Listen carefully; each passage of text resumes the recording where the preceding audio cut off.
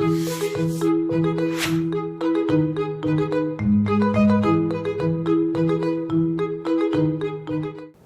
대표님. 네, 안녕하십니까. 예. 바쁜 일정 중에도 시간 내주셔서 너무 감사합니다. 감사합니다. 최근 정치권에서 가장 큰 화두와 이슈를 또 많이 네. 얘기를 하고 계시는데 또 저희 인터뷰를 또 응해주셔서 너무 감사드리고요. 최근 이슈가 좀 많습니다. 예, 근데 일단 오늘이 대선 예비 후보 등록 시작일이고 당도 그렇고요. 그래서 그리고 또 대표로 취임하신 지 거의 한 달 정도 되신 것 같아요. 짧게 그동안에 이렇게 밖에서 보던 정치 또 안에서 보던 정치 조금 소회가 있으실 것 같아요. 기대치가 높아진다는 것이 있겠죠. 제가 처음에 2012년에 비상대책위원을 했을 때도 저에 대한 기대치가 높아져 가는 것들을 느꼈습니다. 그러니까 처음에는 저에게 기대했던 역할이 젊은 어떤 비대위원 정도의 그런 어떤 그들의 고정관념에 따른 역할이었다고 한다면 갈수록 방송 나가서 뭐 토론을 해도 상대편 잘 이기고 오고 이러니까 그다음부터는 역할들이 하나씩 부여되기 시작했거든요. 지금은 전당대회 이전에 대해서 저에 쓰던 기대치도 상당히 좀 높았지만은 그거 이상의 기대치들이 이제 쌓여가고 있다라는 생각을 합니다. 그래서 저는 상당히 좀 고무적이긴 합니다. 예. 근데 이제 이게 또 반대로 아까 말했던 것처럼 책임이 늘어나는 것이고 그 과정 속에서 이제는 좀 저에 대한 파악이 끝났을 겁니다. 우리 당내 인사들도 그렇고 당 밖의 인사들도 그렇고요. 정치권 전체에서도 그렇죠. 그러면은 제 스타일에 맞춰서 또 맞춤 대응을 하기 위한 노력들이 있을 겁니다. 예. 그래서 저도 그래서 끊임없이 변화해야 되는 것이고 앞으로도 끊임없이 다른 아젠다들을 계속 선보여야 되는 것이고 원래 그런 거 아니겠습니까? 그 반도체 전쟁처럼 따라잡았다 생각하면 더 빨리 뛰어나가야 되는 것이고 그 과정 속에 무한 경쟁 속에 놓여 있다고 생각합니다. 가장 핫한 이슈부터 여쭤볼게요. 오늘 좀 전에도 최고위원 회의에서도 말씀하신 걸로 제가 봤는데 이 통일부랑 여가부 폐지 관련해 갖고 얘기들이 많이 있습니다. 뭐 작은 정부론으로 논쟁이 좀 확장되는 측면도 있는 것 같고요. 여러 가지 이제 뭐 이인영 장관하고도 말씀 나누셨고 뭐 이렇게 SNS상에 지금 나누셨고 했는데 그 폐지와 그런 부분에 대해서 저기 대표님께서 생각하시는 작은 정부론에 대한 내용들이 좀 무엇인지. 저는 이렇게 생각해요. 그 우리나라에서 부처가 굉장히 많거든요. 18개 정도 되는데 다른 나라들 보면 14개까지 운영되는 국가도 많습니다. 예, 우리보다 큰 국가들이고 우리보다 선진국인 국가들도 그런 국가들이 있어요. 그런데 부처가 많고 적음이 물론 정부의 효율성을 나타낼 수는 없겠지만은 예를 들어 통일부 같은 경우만 하더라도 통일원부터 시작해가지고 굉장히 많은 변화를 겪은 부처거든요. 그리고 심지어 지난 저희 박근혜 정부 때에는 국가안보실이라는 게 생기면서 통일부 장관이 과거에 담당했던 부처는 작지만 그래도 통일 외교 안보에 대해 가지고 좀 컨트롤 타워 역할을 한 역할이라는 것도 사라진 지 오래입니다. 그렇기 때문에 통일부는 우선 특임 부처이고요. 우리나라의 특수한 상황 속에 존재하는 특임 부처이고 여가부도 마찬가지로 특임 부처이고 그렇다면 그 특임이 뭔지가 명확해야 되거든요. 왜 이 부가 부서로서 존재되는지를 국민들한테 설명할 수 있어야 되는 것이거든요. 그런데 제가 그래서 그때 처음 얘기할 때도 언급했지만은 과거 정동영 장관이 있었을 때는 사회 쪽에 김근태 장관과 정동영 장관이 각각 외치와 내치에 있어서 중심 역할을 하면서 그분들이 또 정치적으로도 중량감 있는 분들이니까 아래 이제 부처 규모는 작지만은 외교부나 아니면 뭐 국방부나 아니면 이런 외교안보 부처들을 통할할 수 있는 그런 능력치가 있었던 것이거든요. 근데 지금은 이인영 장관에게는 그런 권위도 보이지 않고 정확한 업무 분장도 보이지 않고 그럼 현안에 대해서 대처를 잘했느냐도 안 보여요. 예? 그렇기 때문에 이거는 당연히 야당 입장에서 질책을 해야 될 수 있는 거고요.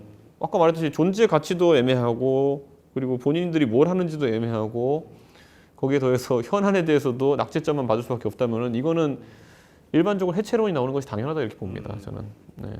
이 남북관계 부침이라든지 또는 일각에서 말씀 지적하는 바는 이제 작은 정부의 조직의 이게 효율적인 측면에서 부처 숫자가 중요한 게 아니라 규모나 행정의 효율성을 높여야 된다는 지적도 있거든요. 그런 부분도 같은. 애초에 업무 분장 자체가 지금 말이 안 되는 상황이기 때문에 효율을 높여도 말이 안 됩니다. 그거는. 그러니까 저는 0 곱하기 5는 아무리 해도 0이고 0 곱하기 100만을 해도 0입니다. 그러니까 저는 지금 업무 분장 자체가 없어요. 지금 통일부는 과거에 비해서.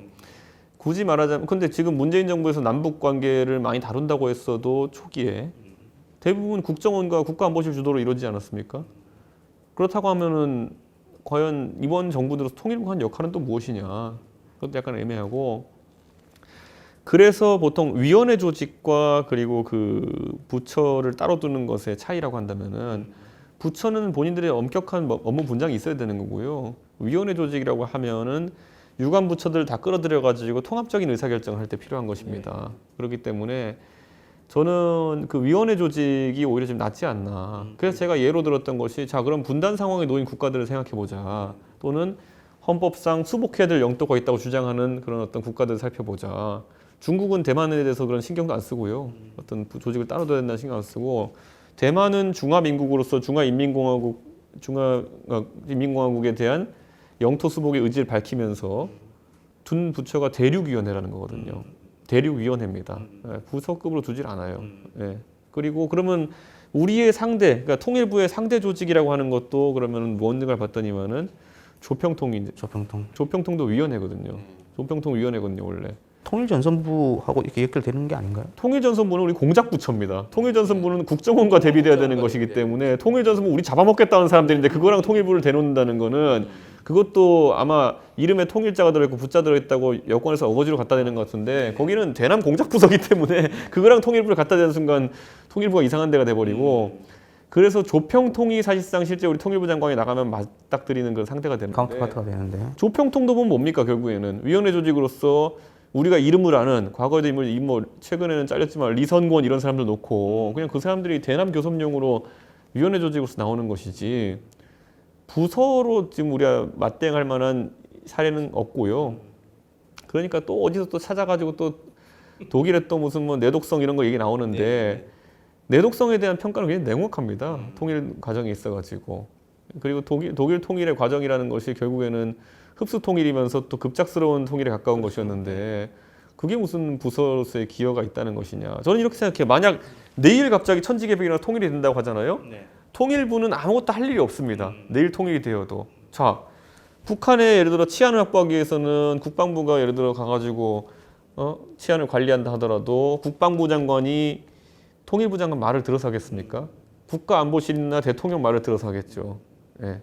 통일부 장관이 그런 걸 통할할 수 있는 능력이 지금 있습니까? 부처가 그런 걸 할 수 있는 역량이 있습니까?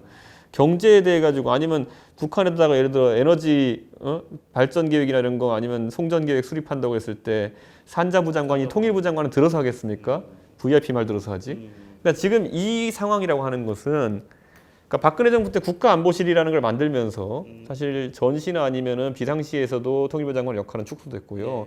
평시에는 더더욱 할 일이 없고 통일 이후엔 더더욱 할 일이 없는 겁니다. 통일 이후에는 말 그대로 저런 200명짜리 부처 이런 게 아니라 국가 단위로 진짜 통일 이후에 에너지 정책 그리고 치안 정책, 경제 정책, 일자리 정책 이런 것들은 전 부서가 나서 가지고 뛰어들어야 되는 것이기 때문에 저는 지금 시점에서 통일부가 자기 역할 명확히 규정 못하면은 계속 이제 국민들이 감시하면서 뭐라고 할 겁니다.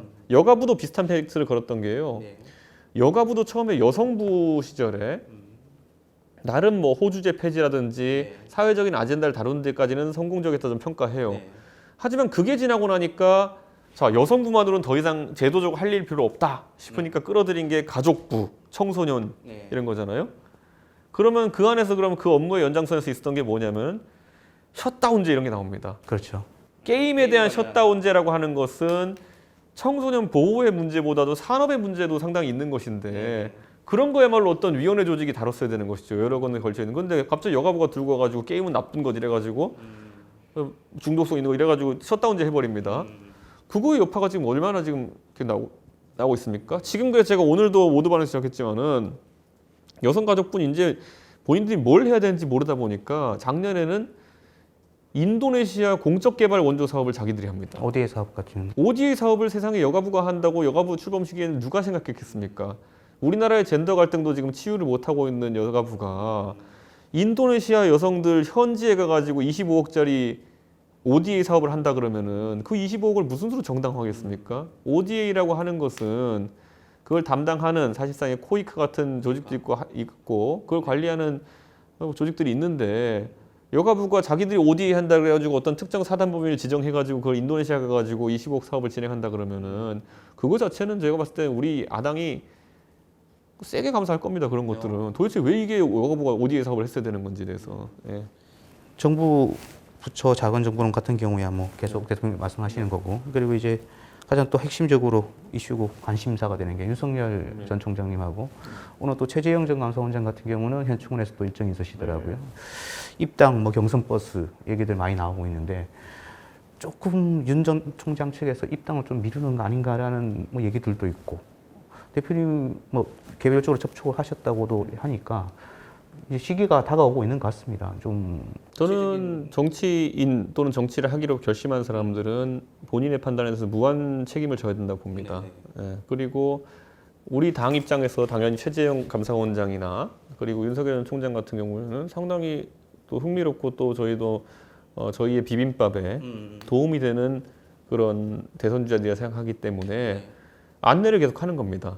예. 그리고 우리가 정당으로서 가진 경험 상선에서 만약에 그쪽에서 다른 사람의 엉뚱한 조언을 받아가지고 비현실적인 계획을 갖고 있다 그러면 지적하는 겁니다. 예. 그런데 거꾸로 본인들이 옳다고 생각하는 걸 추종해가지고 거기에 대한 결과를 책임지겠다 그러면 막을 방법은 없어요. 그렇죠. 당밖에. 당장 비근한 예로 서울시장 선거만 예로 든다 하더라도 안철수 대표는 4번으로 나가면 이기고 2번으로 나가면 진다라는 본인의 소신이 있었어요. 예. 저는 그거 안철수 대표께서 본인이 그걸 본인 책임하에 그걸 시험해 보겠다고 하셨고 단일화에서 졌고 그래서 서울시장이 안 되셨기 때문에 그 책임을 지고 계시다는 생각을 해요. 반대로 안 대표님 선택이 옳았으면은 굉장한 정치적 파급 효과가 있었겠죠. 그러니까 저는 그런 도전과 그리고 속된 말로 배팅이라든지 이런 것들은 정치인의 자유의 영역이다.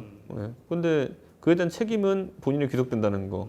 윤석열 전 총장이나 최재형 전 감사원장 같은 경우에는 본인이 어떤 다른 선택을 할 수도 있겠지만은 그 책임은 오롯이 본인이 지면 되는 것이다. 이렇게 생각합니다. 입당과 관련해서는 기존 입장을 계속 유지하시는 걸로 보면 되겠네요. 네네. 최근에 이제 의혹이 많이 불거지고 있어요. 이제 윤석열 전 총장 부인 뭐 학부 논문이라든지 또 최근에는 여당 쪽에서는 우리 또 이재명 전 지사 관련해서 또 얘기들이 나오고 있는데 이게 이제 가족의 의혹인데 이 부분을 검증하는 수위와 정도 내용에 대해서 국민들이 조금 의견들이 각각 갈리는 것 같아요. 저는 국민들은요, 그거는 우리가 뭐 가족 문제 안 다룬다 그래서 가족 문제를 다 국민들이 안 다룰 것도 아니고요. 국민들은 전면적인 평가를 합니다. 예를 들어서 결혼하려고 양측이 봐도 서로 보는 조건은 사람마다 다 다릅니다. 예. 그렇기 때문에 저는 국민들이 대선 주자를 누굴 투표할지를 고르는 것도 그에 못지않게 각양각색의 어쨌든 판단 기준이 있을 것이고 저는 그거를 정당이 이래라 저래라 할 수 있는 건 아니다. 이런 생각이고 결국에는 정당이 보통은 본인의 사생활에 문제가 없는 후보 그리고 거기 더해서 가족들도 문제가 없는 후보 저희가 예전에 그걸로 재미 봤던 게 박근혜 대통령 아닙니까? 박근혜 대통령 상당 기간 아버지 어머니 돌아가신 다음에 은둔 생활하셨고 그래서 사생활이 깨끗하다고 다 알려져 있었고 그리고 가족도 자식도 없었기 때문에 그런 어떤 검증에선 자유로울 것이다 라고 판단했던 것이고요. 그러니까 그런 것들이 훌륭한 선거 전략이 되기도 합니다. 그런데 그거는 또 반대로 말하면은 하지만 또 국민들의 잣대가 예를 들어 먹고 사는 게 어렵고 경제적으로 성과를 내는 게 더 중요하다 이렇게 생각하면은 그 잣대를 뛰어넘어 가지고 또 판단하기도 합니다. 그렇죠. 예, 절대적인 잣대는 존재하지 않아요. 네, 그렇기 때문에 저는 이번에도 그런 게 좀 많이 달라지지 않을까.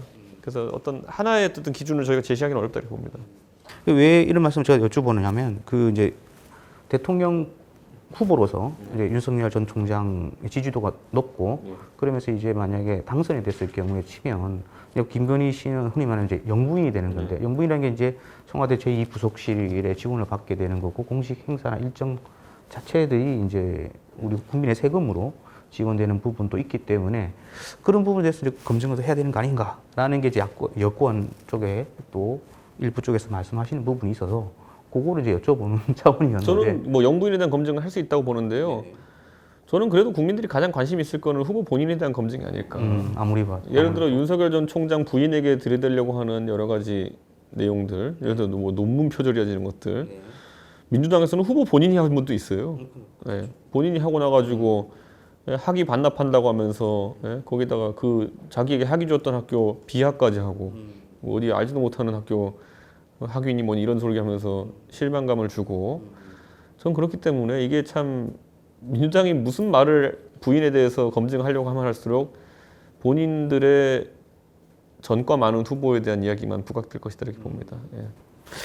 그 당 쪽으로 조금 초점을 돌려서요. 이제 예비 후보 등록이 시작됐는데 코로나가 지금 많이 심각한 상황이고 물론 이제 경선 일정 자체는 여당보다는 조금 더 뒤로 미뤄져 있긴 하지만은 경선 방법이라든지 뭐 5대5 비율 관련해서 이제 당원 비율을 낮추고 일반 국민비를 높이고 뭐 이런 여러 가지 얘기들이 당 안팎에서 나오는 것 같아요. 대표님은 어떤 생각을 좀 갖고 계신지. 저는 그 원래 룰이라는 것은요, 그 대선 룰이라는 거는 모두 참여하는 모든 주체가 동의하지 않으면 변경되기 어려운 게 사실입니다.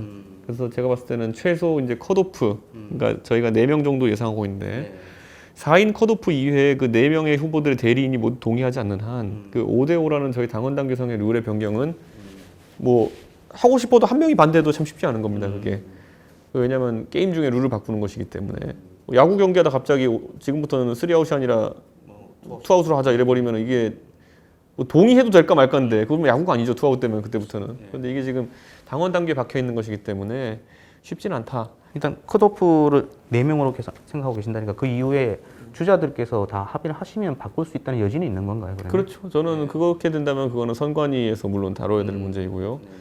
다만 그게 특별한 이유가 없으면 국민들한테 그렇게 뭐 아름다워 보이진 않을 겁니다. 왜냐하면 이 5대5가 유리하냐, 7대3이 유리하냐, 아니면 100대0이 유리하냐 이런 거는 다 정치인들의 그냥 아니면 호사가들의 이야기고 제가 그래서 전당대회 할 때 그랬거든요. 나는 물론 저를 굉장히 아껴주시는 분들이 네 당선되려 그러면은 5대5로 가는 5대5나 아니면은 100% 여론조사를 가는 게 옳다 이렇게 얘기했는데 저는 그 말 듣고 이런 지에 짜랐던 게 뭐냐면은 저는 당원이랑 민주심이랑 그렇게 괴리돼 있다 생각하지도 않고 저는 평생 살아오면서 공부 열심히 하는 게 중요하지 그걸 시험제도 바꾸고 어떻게 입시제도 신경 써가지고 어디 간다라는 생각 안 해봤다. 실제 결과가 그렇게 나왔거든요. 이번에 7대3 비율에서 제가 된 거지만은 환산해 보면은 8대2, 9대1에서 제가 될 수 있었어요. 8대2도 됐고 9대1도 거의 됐어요. 그러니까 저는 그거는 문제가 아니다 이렇게 봅니다. 그렇게 그런 의미에서 보면 조금 약간 연결되는 얘기긴 한데 우리 저기 김재원 최고위원님 그거 국민 경선 참여하는 여당 쪽의 역선택 얘기들이 또 어제 오늘 또 얘기가 나오고 있어가지고 아니 그 참석하라고 해가 참석했는데 뭐가 문제가 됐는지도 모르겠고 저는 원래 그러니까 당원 투표만으로 하지 않고 국민 참여 경선을 하고 선거인단 모집하는 이유가 우리랑 생각이 다른 사람들의 의견도 듣겠다라는 취지일 텐데 아니 그 김재원 최고위원이 무슨 굉장히 뭐 경도된 생각 가진 분도 아니고 소위 말하는 무슨 성조기 들고 뛰어다니시는 분도 아니고 그렇게 극성인 분도 아닌데 그분을 만약에 선거인단을 못 받아들인다 그러면은 국민의 상당부를 제하고 뽑겠다는 것이냐. 저는 그리고 오늘 김재원 최고가 익살스럽게 표현했지만은 그쪽 당은 선거 관리부터 제대로 해야 될 것인 게 어떻게 공당의 대변인 나와가지고 추미애 뽑으면 역선택이라는 식의 얘기를 합니까? 그거는 웃긴 걸 넘어가지고 거기 이미 선거 관리 실패한 겁니다. 예. 이제 조금 먹고 사는 문제 포함해가지고요. 다른 것 몇 개 저 여쭤보겠습니다. 지금 뭐 부동산이라든지 정책 관리라든지 그리고 코로나로 소상공인 또 자영업자 지원들 또 재난지원금 지원 범위라든지 손실보상 또 다른 이슈 중에 하나는 또 중대재해 관련 내용들도 있고요. 물론 조금 성격이 다르긴 하지만 어찌되든 간에 집권을 목표로 하는 게 정당의 목적이고 한데 그런 현 정부의 이 정책에 대한 비판을 쭉 해오셨는데 그 부분에 대해서는 충분히 국민들도 인지하고 있는 것 같고요. 그렇다면 앞으로 어떻게 나갈 것인가? 저는 이런 부분들이 좀 여쭤보려고. 저는 방만해지고 비대해진 공공부문에 대해 가지고 메스를 대겠다 또는 지금에 대해서 냉정한 평가를 하는 것이 훌륭한 훌륭한 공격이자 미래지향적인 어떤 전술이다 이렇게 봅니다. 그러니까 야권이 여권의 비효율성, 비합리성을 지적하는 것은 당연히 야당으로 했어야 되는 것이고 그럼 그 다음에 비전은 뭐냐? 우리는 그런 공공부문의 방만이나 이런 게 없는 굉장히 공정한 경쟁 체제를 만들겠다라는 것. 그거는요, 저쪽에서 반박하기 힘들걸요? 예. 지금 LH 사태나 이런 것 때문에 본인들이 키웠던 공공부문의 비리가 얼마나 국민들에게 상처를 줬는지 알고 있는데 거기서 더 공공부문을 늘리자고 할 수 있겠습니까? 당장 민주당에서도 조금 트렌드를 빨리 읽는 분들 같은 경우는 박용진 의원 같은 분들은 당장 코로나 이후의 경제 활성화 대책으로 감세를 이야기했어요. 법인세와 소득세 감세를 이야기했는데 우리나라의 세수 구조가 국세는 법인세, 소득세, 부가세가 1대1대1 정도로 이제 세수가 거치고 있는데 그러면은 상당한 세수의 감소를 의미한다는 거는 정부 지출을 줄여야 된다는 얘기를 오히려 박용진 의원이 하고 있는 거거든요. 그건 작은 정부론과 일맥상통하는 겁니다. 그러니까 민주당 내에서도 하나의 그 의견으로 되어 있는 것을 지금 작은 정부론을 부정하는데 저는 그런 게 바로 민주당이야말로 경선 중에 진짜 아까 추미애 장관 뽑으면 역선택이라는 것도 완전 넌센스지만은 자기네들 대선 후보가 말하고 있는 것도 청개구리 같이 이준석이 얘기했다 그래가지고 그거에 반대한다고 나오는 거는 넌센스 그 자체다. 그런 게 제가 항상 말했던 비빔밥의 재료를 가만히 못 놔두고 다 갈아버리는 얘기거든요. 예. 저는 박용진 의원이 하는 말 이제 당에서 이렇게 부정해버리면 저것도 선거 개입이죠. 예. 위험합니다 그런 건. 어제 청와대에서 얘기 나온 것들이 있는데 한일 관계 부분에서 간단하게만 여쭤볼게요. 그리고 뭐 저쪽에 서가 정부에서 뭐 대통령하고 만나는 거 15분 얘기를 하고 뭐 언론 플레이다 뭐 이런 얘기도 하고 있고 위안부 문제라든지 그다음에 뭐 강제징용 보상 문제라든지 이런 부분들에 대해 이슈들이 많은데 한일 관계가 지금 개선하기 위해서 개선이 좀 돼야 되는 필요성이 있는데 그게 참 양정부 입장이 좀 다른 것 같습니다. 저는 외교라고 하면요. 보통 우리 국민들이 뭐 다른 국가와 사이가 안 좋다 이런 것들하고 단편적인 평가를 하지 않는다 봅니다. 예를 들어 이런 거죠. 특수한 사정 때문에 미국과 가까워지기 위해 가지고 중국과 일시적으로 멀리한다. 뭐 이런 건 충분히 전략상으로 국민들이 이해하고 저도 이해합니다. 근데 문재인 정부의 외교 4년을 지금 평가해보면요. 4강 어느 누구도 우리를 좋아하지 않게 만들었다. 뭐 이런 거는 목적이 뭔가라는 생각을 하는 거거든요. 진짜 뭐 쇄국 정책을 하고 이럴 게 아니라 그러면은 미국도 우리 별로 안 좋아하는 것 같고 중국도 별로 안 좋아하는 것 같고 일본도 별로 안 좋아하는 것 같고 러시아도 별로 안 좋아하는 것 같고 그러니까 결국에는 한 친구가 멀어지기 위해서 다른 친구가 잠깐 소원해지는 것 정도가 아니라 그냥 뭔가 문제가 있어요. 외교를 하는 방식이 있어가지고 그건 왜냐? 각 국을 각 상황에 따라 가지고 이용하려는 노력을 많이 했거든요. 예. 그게 얄팍하다 저는 이런 생각을 하는 거죠. 뭐 일본과의 반일 국면이라고 하는 것은 뭐 말할 것도 없고요. 미국과도 한번 관계를 보면요. 저는 문재인 정부 초기에 보면은 굉장히 뭐 운전자로 못해가지고 상대 미국을 자극할 수 있는 게 굉장히 많이 했어요. 예. 미국은 동북아시아 정책이 있어가지고 본인이 짜놓은 어떤 플랜들이 있을 것이고 그리고 방향성이 있을 것이고 근데 한국이 운전자론을 펼친다. 그래가지고 뭐 김정은까지 끌어들여가지고 다 차에 타. 이게 사실 내부 정치를 위해서 하는 말이겠지만은 밖에서 들으면 기겁할 얘기거든요. 보면은. 예. 저는 그런 거 좀 그냥 젊은 사람들이 흔히 얘기하는 방구석 여포 놀이 하다가 끝났다. 이런 생각합니다. 그냥 보면은. 딴 거 하나 여쭤볼게요. 대통령 한번 만나셔야 될 시기? 저는 만나자고 얘기를 했는데 청와대에서 뭐 늦어진 사정이 있는 것 같습니다. 아, 그래요? 네. 저희도 이제 뭐 정치부 기자들이나 정치권에 있는 우리 언론 쪽에서는 볼 때는 대표 되시고 나서 바로 만나지 않겠는가 이런 관측을 많이 했었는데. 그렇죠. 뭐 청와대도 상당히 전향적으로 이제 이야기를 했었는데 늦어지는 이유가 있다고 그냥 전 봅니다. 아직 청와대에 요청하셨는데 답이 아직 없는 걸로 이해를 하면 되는 걸까요? 제가 지난번에 그 최재형 감사원장 빈소에서 그 이철희 정무수석이랑 우연하게 조우해가지고 제가 그 얘기를 한 적이 있었거든요. 근데 뭐 하자 이런 식으로 서로 얘기해가지고 곧 이루어질 거라 봅니다. 아직 일정이라요? 아직은 없습니다. 예. 오늘 뭐 마지막 질문인데 오늘 또 일정 있으시니까 하나 여쭤볼게요. 오늘 송영길 대표 뭐 지난번에 친백이 안 되고 이번에 뭐 식사하시면서 얘기하셨는데 뭐 여야정 상설 협의체 뭐 2차 추경 뭐 이런 얘기를 나누실 것 같은데 구체적으로 그런 내용들에 대해서 어떤 말씀을 좀 송영길 대표에게 전달하실 것인지. 저는 송 대표님도 여당 대표로서 저희가 오늘 이제부터 2인밖에 식사를 못하기 때문에 공교롭게도 아주 허심탄회하게 대화할 수 있는 상황이 생겼는데 본의 아니게. 예, 송 대표님도 가지고 계신 고민이 있을 거고요. 저는 절대 제 카운터파트가 곤란할 상황을 만들어서 제가 이득을 보려고 하지 않겠습니다. 그렇기 때문에 송 대표님이 추구하시는 어쨌든 방향성이 있다면 저는 그 긍정적으로 평가합니다. 왜냐하면 민주당의 지금까지의 소위 청와대만 바라보던 사람들과 다른 행보를 보여주고 계시거든요. 뭐 그런 부분에 있어가지고 제가 또 칭찬할 건 칭찬하고 또 때로는 협력할 건 협력하고 이럴 수 있는 관계를 구축하는 것이 목표입니다. 예. 제가 아까 질문 드린 중에 하나 살짝 빠뜨렸는데 최재형 감사원장 지금 하고 계실 텐데 입당 시기가 아무래도 윤석열 전 총장보다는 좀 빠를 것 같다. 그런 기대는 있습니다. 네, 그러면 이제 만약에 입당을 희망하시거나 그쪽에서 뜻이 전달 오면 바로 이렇게 해서 그 이후에 뭐 따로 뵙거나 아니면 또 따로 연락을 하시거나 이런 내용들이 좀 있나요? 어떻습니까? 쪽에. 저는 대선 주자들과의 소통은 권영세 의원님이 담당하고 계시기 때문에 네. 권영세 의원이 이제 제가 꼭 개입이 필요한 부분에 대해서만 말씀을 해주십니다. 아, 그렇죠. 그리고 그렇게 관리하는 것이 옳다 이렇게 보고 있고 네. 실제로 그래서 지난번에 윤석열 전 총장을 만나보고 난 다음에 윤석열 전 총장 측에 상당히 그때 이제 언론에는 묵시적 합의 동의 이런 얘기를 하셨지만은 그런 얘기가 나온 이후에 제가 그러면은 윤석열 전 총장을 만나도 되겠다는 판단을 한 것이고 최재형 감사원장과는 아직까지 그 단계에 이르는 교감은 권영세 의원이 하지 않은 걸로 알고 있기 때문에 저도 성급하지 않겠습니다. 예. 당내에 많은 주자들이 있어가지고 그 또 홍준표 전 대표님 같은 경우도 말씀 많이 주시는데 홍 대표님이 또 저를 또 한 달에 100점 만점에 90점을 평가해 준 기사를 읽고 네. 역시 뭘 아시는 분이구나 이렇게 하고 좀 평가하겠습니다. 통화 이렇게 자주 하시나요? 어떻습니까? 지난주 밥도 먹었습니다. 아 예, 그러시구나. 예. 네. 아, 또 워낙 성격이 또 탁탁 이렇게 하시는 말씀 하시는 분이라. 네, 저는 근데 차라리 그런 분들하고 소통이 잘 되지 뭐 약간 깝깝하고 이런 분들하고는 제가 좀 소통이 안 돼요. 오히려 이렇게 마음 속내를 감추는 분들보다는 뭐 이렇게 감춘다고 잘 감춰지는 것도 아닌 것 같은데 의도가 뻔한데 자기 혼자 그냥 답답한 얘기하고 있는 분들이 있습니다. 오히려 이제 그런 분들이 또 소통하기 더 편하시다는 말씀이시네요.